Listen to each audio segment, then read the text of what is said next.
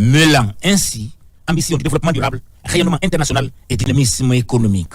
C'est pourquoi, dans le cadre du raffermissement des relations bilatérales entre le Japon et la Guinée, le Premier ministre Amadou Ouriba a mis à profit son séjour à Tokyo pour se rendre au siège de l'Agence internationale de coopération japonaise, JICA. Ici, le chef du gouvernement et le président de la JICA ont discuté autour de nombreuses questions liées à la promotion du secteur de la santé, de l'éducation, de la pêche et des infrastructures. Comme vous le savez, le Japon est un partenaire très ancien. La JICA, qui est l'agence de coopération du Japon, de manière générale, a fait beaucoup pour notre pays. L'Institut national, l'INSP de Koya, et tant d'autres ponts de la Sumba, le pont de Kaka et d'autres des écoles, vous savez, les écoles Africof et d'autres types d'écoles à l'intérieur du pays. Tout cela, c'est le fruit de la coopération avec le Japon. Quant au président de la JICA, Dr Tanaka Akihito, il a saisi l'occasion pour saluer les initiatives prises par la Guinée dans le cadre de la réalisation des projets exécutés en Guinée par la JICA. Nous avons le plaisir honoré de discuter avec M. le Premier ministre qui a émis des évaluations très hautes de notre coopération japonaise jusqu'à aujourd'hui et il a parlé de espoir de notre coopération dans le futur. Donc pour cela, nous sommes très heureux pour cela. Le Premier ministre a également eu un entretien avec le chef de cabinet du gouvernement japonais. Les deux hommes ont échangé autour de la relance de la coopération bilatérale entre Conakry et Tokyo. Au nom du président de la République, le général Mamadi Doumbouya, le Premier ministre a invité le pays du soleil levant à contribuer davantage à la transformation économique de la Guinée. Oshimasa Ayasi a rassuré que le Japon continuera à contribuer à la stabilité et au développement des infrastructures en Guinée. La deuxième personnalité de l'exécutif japonais a salué le programme de développement endogène de la Guinée porté par le programme Simandou 2040 et ses innovations. Il a émis le souhait que ce programme soit aligné sur l'agenda 2063 de l'Union africaine et inspire d'autres pays. Comme annoncé dans les titres, le ministre de l'Information et de la Communication poursuit son programme de relance des sites de diffusion pour faciliter l'accès au programme des médias de service public. Hier, Fana Souma a visité le site de Kakulima où d'importants travaux ont été réalisés ces 4 derniers mois. Il s'agit de rendre ce site de diffusion opérationnel après plusieurs années d'attente. Plus de détails avec Tiernos Mandialo. C'est le chemin qu'il faut emprunter pour atteindre le sommet du mont Kakulima où le ministre de l'Information et de la Communication, Fana Souma, vient de réaliser un des vieux rêves du département. À près de 1000 mètres d'altitude, cela fait plus de 15 ans que le ministère cherche à rendre concrètement opérationnel le site de diffusion au sommet de cette montagne pour garantir une couverture efficace de toute la Basse-Guinée et une partie du reste de la Guinée en télé et en radio. Pour surmonter les difficultés liées notamment à l'accès à l'énergie et qui entravaient la bonne exécution de ce projet, le ministère a opté pour le solaire afin d'alimenter les émetteurs de la radio et de la télévision nationale, de la RKS ainsi que la radio rurale de Kindia. Star Times a appuyé techniquement le ministère de l'Information et de la Communication qui finance intégralement ce projet capital dans le programme de couverture intégrale du territoire par les médias publics. Pendant la journée, ce sont les panneaux qui fonctionnent, le temps d'ensoleillement. Et après le temps d'ensoleillement, ce sont les batteries qui prennent la redondance et qui fournissent l'énergie. Et si toutefois les batteries se déchargent à un niveau, nous avons incorporé un système qui permet encore de recharger les batteries, même sans le courant électrique, et qui permet de recharger les batteries comme si c'était les panneaux encore qui fonctionnaient la nuit. Donc, ce qui fait qu'avec cette hauteur de 940 mètres et un pylône de 110 mètres, les populations auront les informations en temps réel, la télé, la radio en même temps, pour pouvoir capter à une très grande distance. Au total, 84 panneaux solaires sont installés pour alimenter la trentaine de batteries intelligentes et fournir plus de 500 kVA par jour. Assez suffisant pour assurer le fonctionnement des différents émetteurs radio et télé. Le dispositif est entièrement sécurisé et doté d'équipements pour surveiller la consommation énergétique à distance. Sur le site, toutes les garanties sont données par les techniciens de l'entreprise ayant installé les émetteurs et qui travaillent à garantir la réception des images et des sons. Quand on était venu, on avait vu que le pylône était un peu défectueux, donc il fallait d'abord faire un travail en amont, c'est-à-dire faire les peintures, les blonds, il y avait beaucoup de blonds qui étaient déchirés. Il fallait d'abord serrer ces blonds, faire la peinture. Et quand on était vraiment rassuré que tout était bon, on a vraiment informé monsieur le ministre et c'est à partir de là qu'on a commencé les installations. Encore pour la télé, nous avons une antenne qu'on va installer là tout à l'heure pour la réception de la télé. Je vous garantis qu'un an, 2 ans, 3 ans, 4 ans, 5 ans, on n'aura pas besoin d'acheter un autre émetteur pour venir mettre ici, à moins qu'on veut changer des capacités. Sinon, vous n'aurez pas besoin d'avoir d'autres émetteurs ici sur le site. Pour le ministère de l'Information et de la Communication, la réussite de ce projet marque un tournant décisif dans la mise en œuvre de la vision présidentielle pour l'accès facile de toute la population à la radio et à la télévision. Des sites stratégiques et situés en hauteur comme celui de Kakulima sont répertoriés à travers tout le pays et vont bénéficier d'investissements conséquents pour désenclaver toute la Guinée en matière de télévision et de radio. Ce site répond à une préoccupation fondamentale du chef de l'État, le général Mamadi Doumbouya, qui nous a instruit de couvrir tout le territoire national en radio et en télévision.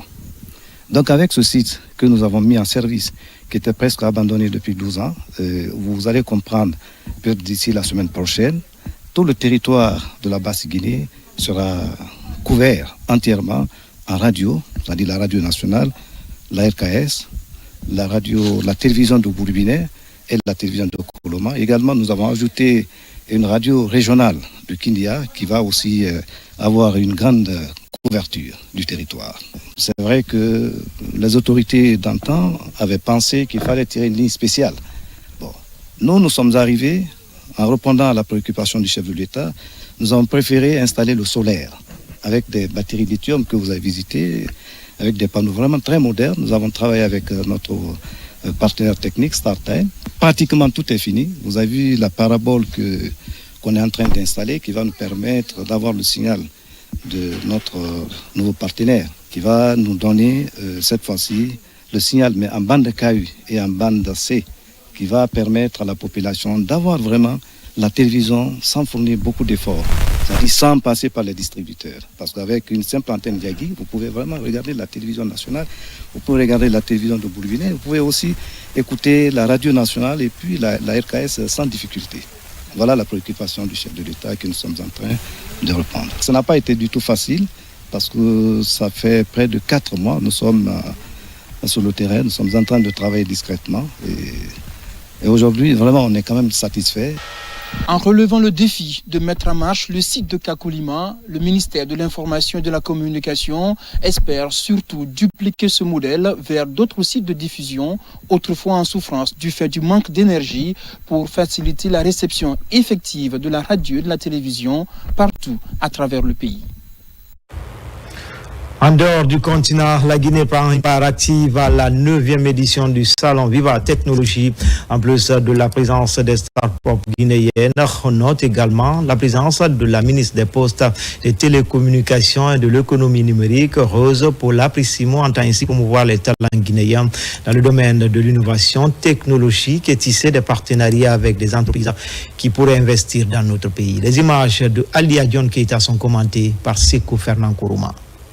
Ce vendredi 13 juin, notre pays est la star de l'événement. Entrepreneurs, investisseurs, membres de la diaspora guinéenne, influenceurs technologiques sont tous aux côtés de la délégation guinéenne. La présence de la Guinée à ce grand rendez-vous de l'innovation s'inscrit dans le cadre d'une action voulue par le gouvernement avec comme vision la valorisation des talents locaux, ce qui pourrait nourrir des opportunités en la matière et promouvoir l'innovation au plan national. Nous sommes très heureux de pouvoir collaborer avec la Guinée et Madame la Ministre pour le développement d'une autorité de protection des données au bénéfice bien entendu des habitants de la Guinée, mais aussi du développement des technologies et de l'essor économique de ce riche pays.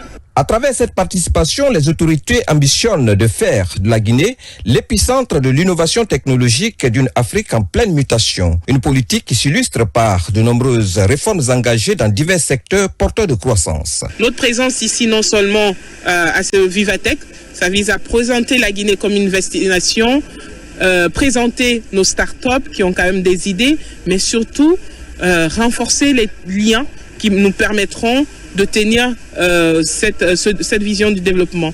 Nous avons également profité pour, toujours dans le cadre de la coopération Sud-Sud cette fois-ci, de voir le ministre en charge du numérique en Côte d'Ivoire, un pays frère avec qui nous avons déjà une belle collaboration que nous avons signée en décembre dernier. Et nous continuerons dans la même dynamique. Comme grand thème, l'intelligence artificielle est au cœur de cette édition avec 85% des entreprises déclarant vouloir renforcer leurs investissements dans ce domaine. Pour ce qui est des industries créatives, elles explorent comment les technologies redéfinissent la création et l'expérience culturelle. S'agissant du bien-être et de la santé mentale, Vivatech valorise les startups qui innovent pour améliorer la santé, l'inclusion et la qualité de vie.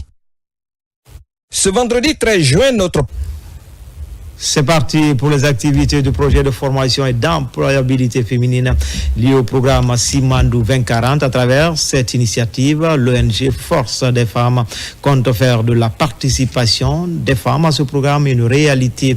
C'est autour d'un plan quinquennal qui consiste à former 500 femmes chaque année et va toucher les préfectures de Beila, Labé, Boké, Foré, Karia et Kankan. Abdul Karim Kamara. La gente féminine, plus que jamais déterminée à combattre les peurs et le recul. Les notes qui retentissent sur le balafon de Dame Yeli Guinée donnent le ton de cet engagement. Un engagement lié à la participation des femmes au programme Simandou 2040. Il s'agit du projet de formation et d'employabilité féminine PROFEF, dont les activités sont lancées devant ce parterre de personnalités initiées par Force des femmes. Le programme Simandou 2040 incarne un projet structurant pour la Guinée. Et il serait inconcevable que les femmes soient les grandes oubliées de cette ambition nationale. C'est pourquoi nous, Force des femmes, insistons sur la formation professionnelle, accès équitable à l'emploi, comme des conditions essentielles à une participation féminine significative. L'occasion est mise à profit pour présenter les ambassadrices du PROFEF. Les ambitions du projet portent sur un plan quinquennal qui consiste à former 500 femmes chaque année à Conakry et dans l'arrière-pays dans les compétences liées au projet Simandou. En tant qu'ambassadrice, je veux être ce trait d'union entre ce projet et la société dans laquelle je travaille. Donc c'est d'encourager les dirigeants qui sont dans ma société à faire cette discrimination positive et à embaucher les jeunes filles dans ces métiers techniques. Dans le même registre, un panel haut de gamme est tenu par des experts sur plusieurs questions portées sur la formation et l'employabilité des femmes. Et les panélistes sont issus des entités comme la société civile, le secteur public et privé. Ce qui est intéressant avec les industries culturelles et créatives, c'est vraiment cet aspect qui favorise la création de beaucoup d'emplois et accessible aussi avec la place que peuvent avoir les femmes dans ce secteur-là. Il suffit de mettre en place des programmes spécifiques qui peuvent être dédiés aux femmes. À l'image du programme Simandou 2040, un catalyseur d'emploi, des formations techniques et de développement communautaire, dans lequel les femmes doivent pleinement trouver leur place. Notre ministère aujourd'hui travaille en ce sens, en s'assurant que les dynamiques économiques majeures soient pensées avec une approche genre et que les bénéfices du développement atteignent équitablement les femmes et les hommes. Le plan d'action du PROFEF connaîtra 3 phases, à savoir la conception du projet, la mise en place de la formation et le suivi et insertion professionnelle. La phase formation va toucher les zones de Beila, Labé, Boké, Foré-Karia et Kankan. Les acteurs du projet NBS Forêt guinéenne multiplient les rencontres avec les femmes évoluant dans ces zones d'exécution. C'est dans le cadre de la lutte contre le changement climatique. Un document a été élaboré pour réduire la coupe abusive du bois et les feux de brousse. Moussa Bangoura.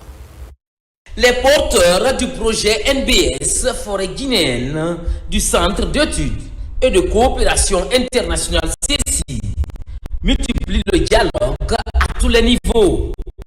Après Kindia, les acteurs se retrouvent à Conakry. C'est pour la validation au niveau national des résultats des enquêtes réalisées auprès des femmes dans les zones couvertes par le projet à Forikaria et Kindia, dans le cadre de la lutte contre le réchauffement climatique. Le message que nous envoyons, c'est un message fort d'abord à l'adresse des femmes pour qu'elles puissent utiliser les connaissances, notamment leur savoir local, dans le cadre de la protection de la nature et également solliciter les autorités au niveau national pour la prise en compte de ces recommandations-là dans les politiques sectorielles. À partir de cette étude, nous comprenons qu'effectivement, négliger les connaissances de ces femmes, négliger les connaissances locales de la biodiversité, c'est vraiment une erreur qu'il faut corriger. En plus de la préservation de la biodiversité, les préoccupations des femmes ont été aussi prises en compte. Les projecteurs sont braqués sur les vertus des produits et plantes médicinales qui ont tendance à disparaître. Des stratégies sont envisagées pour valoriser ces ressources.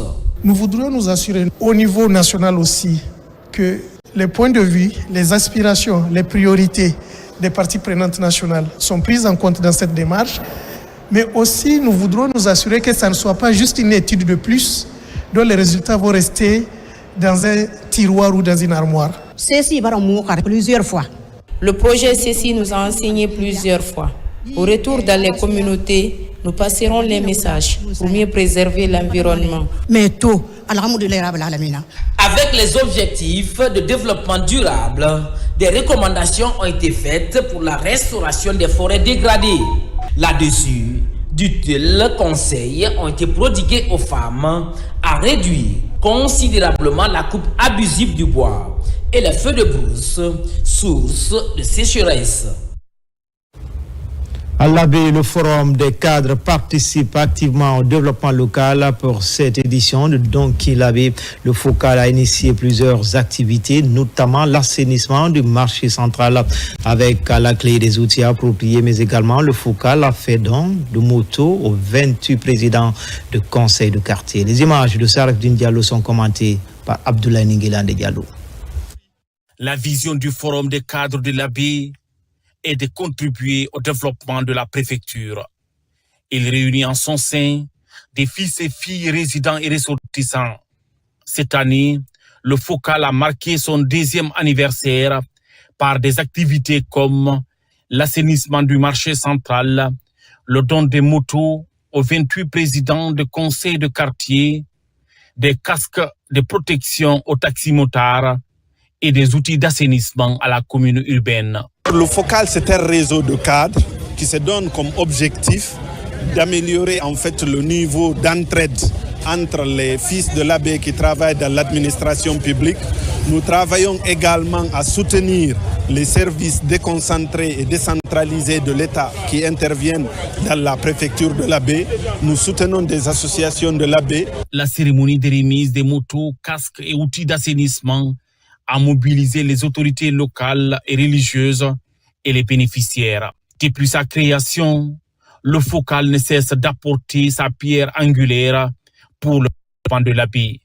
Une contribution patriotique appréciée par les autorités à travers le président de la délégation spéciale. C'est un sentiment de satisfaction par rapport à cette initiative qui accompagne la commune urbaine de l'Abbé dans le cadre de l'assainissement, qui est l'une des activités phares au niveau de la commune urbaine de l'Abbé. Le Forum des cadres de l'Abbé, faut-il le rappeler, a été créé en 2024.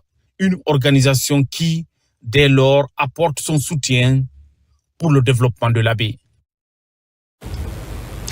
Non loin, les 6 communes qui vont abriter le futur parc national Penseli, Soya, Sabouya, région administrative de Mamoun, disposent désormais de plans de développement local actualisés.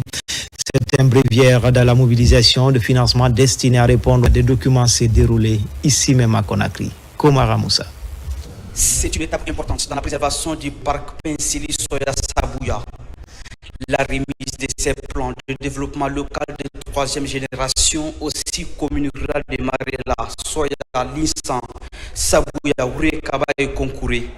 Il s'agit d'introduire les PDL de ces communes, les aspects environnementaux, notamment la gestion de la nature. Dans ce PDL, c'est la plus importante ici, c'est de sauver l'environnement. Deuxièmement, la scolarisation de nos enfants.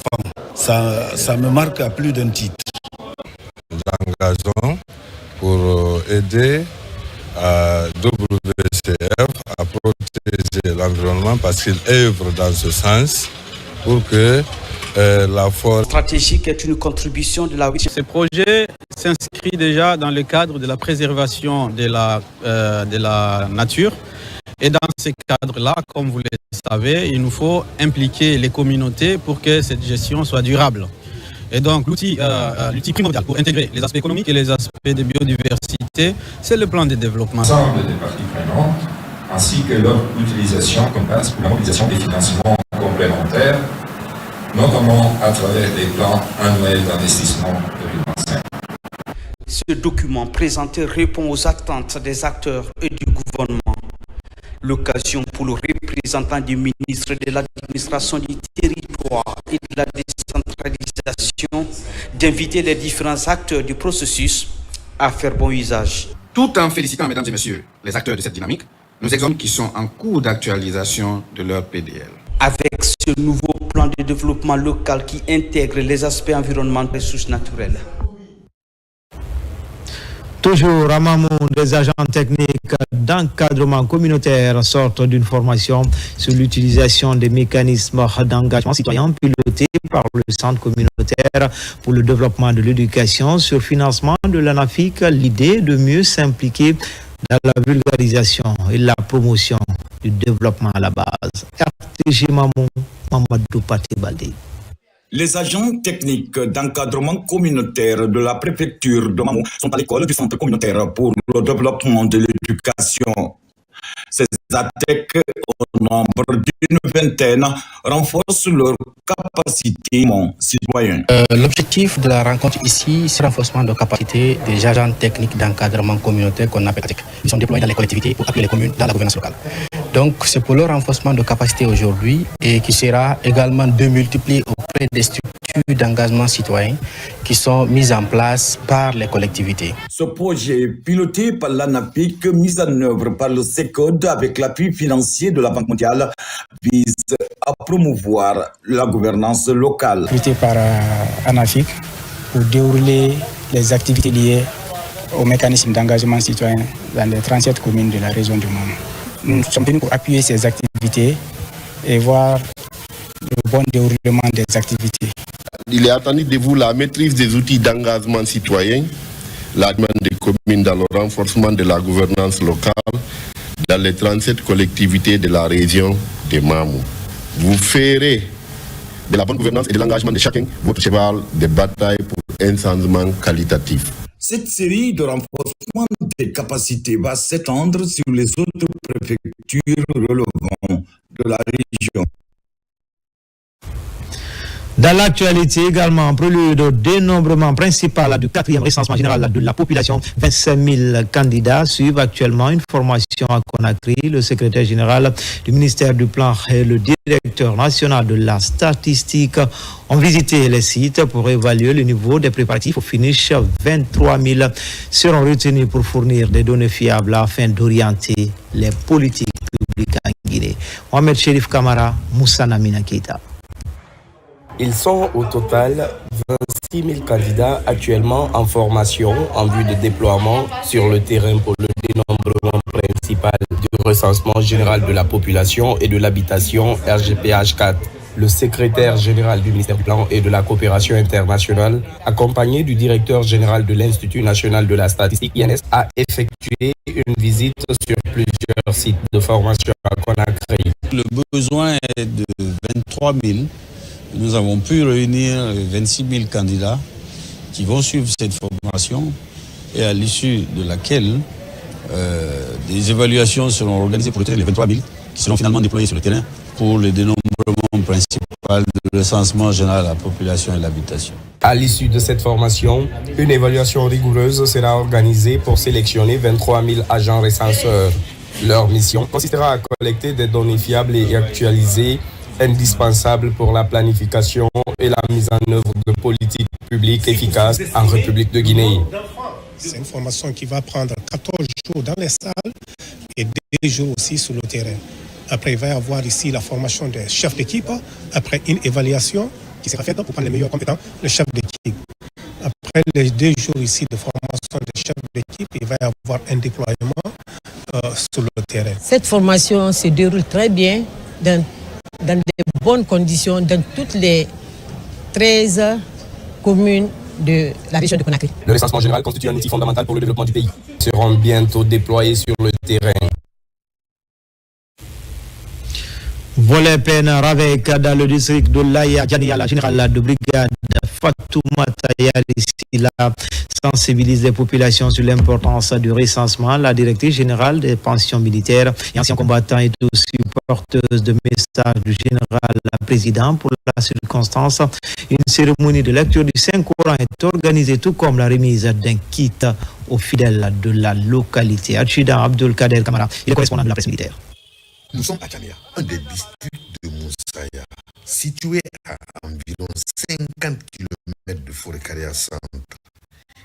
Ici, la générale de brigade Fatoumata Yarissi, la directrice générale des pensions militaires et anciens combattants, est accueillie par une foule compacte. Elle est reconnaissante. Nous, l'autorité préfectorale et supérieure, on la soutient parce qu'elle est venue pour que nous puissions conjuguer le même verbe et dire à la population de s'adhérer au dirigeant du président de la République. Accompagnée des autorités préfectorales, la générale Fatoumata Yarissi a visité plusieurs bureaux de recensement pour s'imprégner du déroulement des activités de ce programme national de recensement PNRAVEC. Après la prière de 14 heures, une lecture du Saint-Coran a été organisée à la grande mosquée de Djamia. Il y a eu une forte mobilisation que moi-même je ne m'attendais pas. Donc, sincèrement, je les remercie. A commencé des sages pour la lecture du Saint-Coran. Au recensement, on a vu que la population est mobilisée et décidée, savent que c'est dans leur propre intérêt et que se recenser, c'est un acte civique qui y va dans le bon sens. Et dans ça, on peut faire des bonnes routes, des infrastructures à réaliser, des écoles à réaliser, et puis des hôpitaux, ainsi de suite. À l'occasion de cette visite, la délégation dirigée par la générale de brigade Fatoumata Yarissi a procédé au nom du chef suprême des armées à la remise d'un important lot de matériel. Ce don, composé d'appareils de sonorisation, d'un groupe. Dans le cadre de sa mission de sensibilisation et de mobilisation citoyenne, la coordination du POMAD séjourne actuellement dans la sous-préfecture de Sanguiana. Objectif de la mission, sillonner les 29 districts de la localité pour expliquer la portée du recensement biométrique avant la fin des opérations. Djamokaba. Comme les autres localités de la savane guinéenne, la commune rurale de Sanguiana dans Kouroussa réaffirme son engagement pour un recensement national réussi.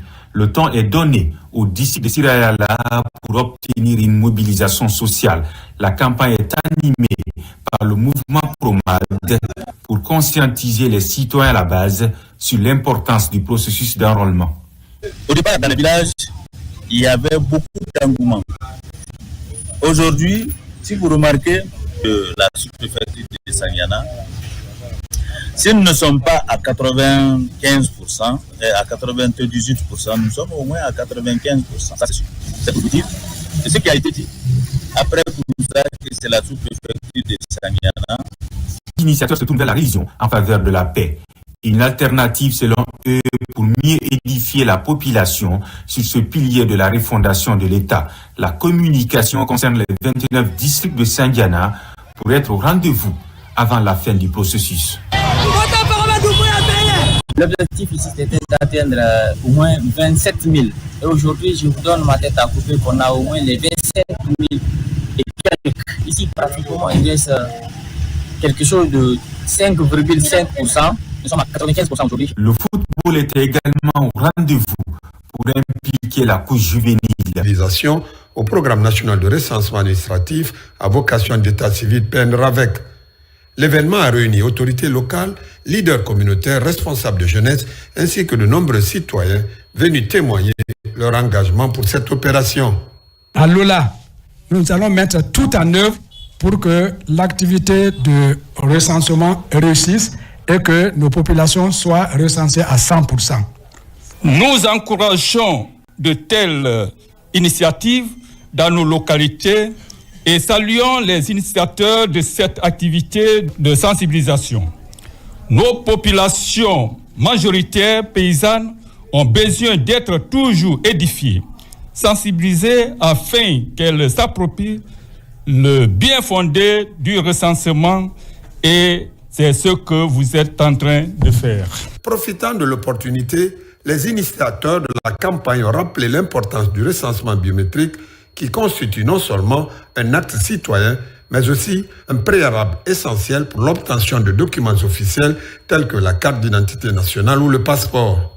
Le collectif des cadres engagés pour le développement de Lola, en appui du coordinateur du mouvement jeunesse forestière pour la continuité, M. Ousmane Bamba, ont dépêché une mission d'urgence pour venir expliquer aux populations de Lola le bien fondé de ces recensements afin que toutes les populations puissent être recensées. À quelques jours de la clôture officielle du PNRAVEC, l'appel est donc lancé à tous les habitants de Lola à s'acquitter de cet acte civique. C'est la dernière ligne droite avant la fin des opérations de recensement biométrique. Le mouvement des femmes pour le progrès et le développement vient de lancer ses activités. Les questions de sensibiliser les citoyens de la commune urbaine de Sanoya. Explication, Marie-Simone Noël Tolno. Nous avons déclaré 100% recensement. Approchez, on va montrer nos fiches de recensement. Ces attestations brandies sont les récépissés du recensement administratif à vocation d'état civil. Les populations de la nouvelle commune urbaine de Sanoya s'engagent de plus en plus à se faire enrôler et elles comptent atteindre 100% de vote. Je lance un appel à toutes les femmes de Guinée, que ce soit ton fils ou ta fille, ton voisin ou ton proche parent, conduis-le au recensement afin qu'il soit reconnu guinéen. Que tous les Guinéens sachent que si tu n'es pas recensé, tu peux d'abord passer au vote. Ils se sont engagés à se faire recenser à 100% pour que dans les statistiques et dans les plans de développement lancés par le programme Simandou 40, que la commune urbaine de Sanoya puisse prendre la plus grande partie. Cette mobilisation de sensibilisation avec le slogan « Vote 100% » est une initiative du mouvement des femmes pour le progrès et le développement. Le lancement de ce mouvement des femmes pour le progrès et le développement, est un lancement réussi. Cette forte mobilisation a démontré que les femmes et les hommes sont unis et veulent marcher d'une seule voie. Ils deviennent de plus en plus citoyens. Ça veut dire qu'ils comprennent qu'ils ont des décisions nationales. Ça veut dire que chaque citoyen au jour d'aujourd'hui comprend cette initiative de vouloir se mobiliser pour aller aux élections. Le mouvement des femmes pour le progrès et le développement se dit prêt à accompagner le président Mamadi Doumbouya dans tous ses idéaux de projets et de développement socio-économique du pays. Campagne de sensibilisation également pour le PNRAVEC dans la sous-préfecture de Kalenko, l'une des plus importantes dans la préfecture de Dinguiraye. L'initiative du mouvement pour la reconnaissance aux acquis du CNRD. La cérémonie a connu la présence d'une forte délégation présidentielle et autorité préfectorale. Kouyaté Moussa. Kalenko dans Dinguiraye est l'une des plus grandes sous-préfectures du pays. Les fils de cette localité, fondée par Fodé Lamine Tunkara, se mobilisent pour le recensement en cours. Une initiative saluée par les autorités préfectorales. Kalenko était très en avance par rapport au processus de recensement. On a encore mobilisé. Le discours là est distillé à toutes les occasions. Ceux qui sont encore en reste de se mobiliser, se faire enrôler pour qu'au 20, en clôturant la procédure qui se trouve qu'aucun Guinéen ne s'est oublié ou n'a été oublié. Profitons de la même occasion pour dire merci au préfet, merci aux autorités de Kalinko qui n'ont managé aucun effort pour rendre cet événement grandiose. En marge de cette campagne de sensibilisation pour le recensement, les fils du terroir sollicitent la réalisation des infrastructures communautaires. La population de Kalinko, par ma voix, souhaite l'hydraulique villageoise, l'obtention d'une radio rurale à Kalinko Centre, la construction d'une maison de jeunes et la construction d'un centre pour les femmes. Nous ne pouvons que remercier l'initiateur de cet événement, à la personne de l'âge Néné Tunkara, pour que tout le monde aussi emboîte le même pas que lui. Donc c'est une bonne initiative. Les populations de Kalinko ont salué les réformes engagées par le président général Mamadi Doumbouya. La cérémonie a pris fin par une lecture de Saint-Courant à la mosquée centrale de Kalinko pour la paix et pour le vivre ensemble. Réunis au sein d'une coordination régionale, les filles et fils de Farana s'impliquent dans la mobilisation citoyenne pour se faire recenser. Tout récemment, une délégation s'est rendue dans les sous-préfectures et districts de la région pour s'assurer du bon déroulement du processus de recensement biométrique en cours dans notre pays. Younoussa Tawel Kamara. Réunis au sein de la coordination régionale de Farana, ces filles et fils de Sankara enclenchent une vaste campagne de sensibilisation des populations sur les enjeux du recensement biométrique. Ils se sont rendus successivement dans les préfectures, sous-préfectures et districts de Kissidou, Dabola, Farana et Dingirai. Objectif, inciter davantage les citoyens à se faire enrôler avant la date butoir. Nous prions pour le président Mamadi Doumbouya pour qu'il ait longue vie et une bonne santé. Ceux qui ne se sont pas recensés doivent se recenser. Nous nous sommes recensés déjà. Il a été demandé aux ressortissants de la région de Farana, aux citoyens de la région de Farana, de se mobiliser comme un seul homme afin d'apporter déjà le maximum en termes déjà de personnel d'appui aux équipes déjà sur le terrain. Nous sommes en train d'apporter déjà des appuis techniques. De Farana, la commission de la coordination régionale met le cap sur les préfectures de Kissidou, Dabola et Dingirai pour véhiculer les mêmes messages d'information et de sensibilisation en vue de galvaniser davantage la population à se faire recenser. Cette campagne de sensibilisation initiée par la coordination régionale de Farana est une manière pour ces filles et fils de Sankara de jouer pleinement leur partition dans la réussite de ce processus de recensement biométrique en cours. Retour à Conakry, direction Kamayenne, où l'engagement citoyen contribue à sensibiliser et à mobiliser pour la réussite du processus d'enrôlement. L'accent est mis sur le soutien des populations pour les aider à avoir des documents, notamment l'extrait de naissance biométrique. Moussa Marwan Kamara.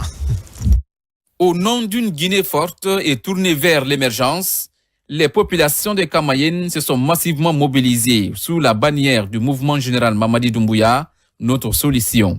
L'objectif de cette mobilisation s'inscrit dans le cadre du soutien des actions du chef de l'État et la sensibilisation de la population à adhérer au programme de recensement national à vocation d'état civil PNRAVEC en cours actuellement dans le pays. L'objectif de ce mouvement, c'est aider les personnes qui n'ont pas eu leur extrait de naissance pour aller se faire recenser.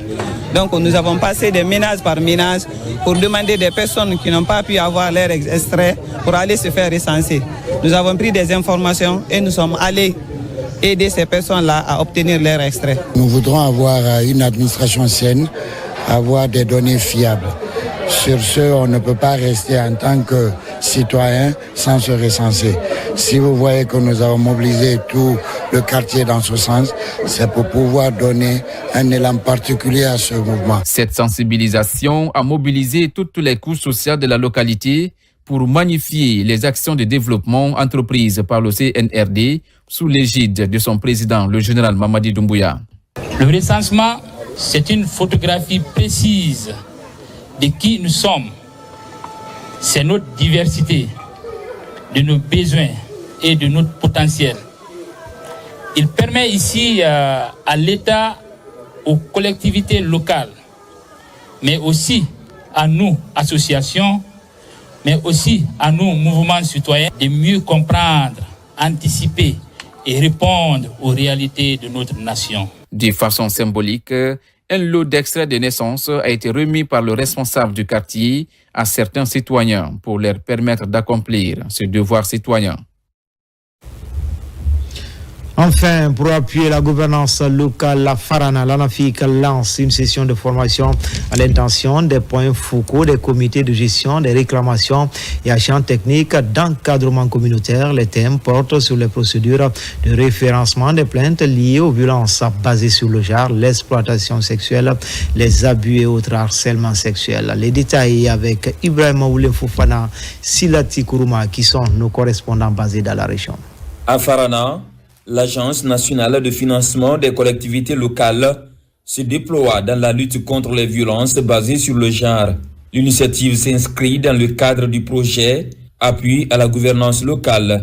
Elle a regroupé les points focaux et les agents techniques d'encadrement communautaire des 46 communes de la région administrative de Farana.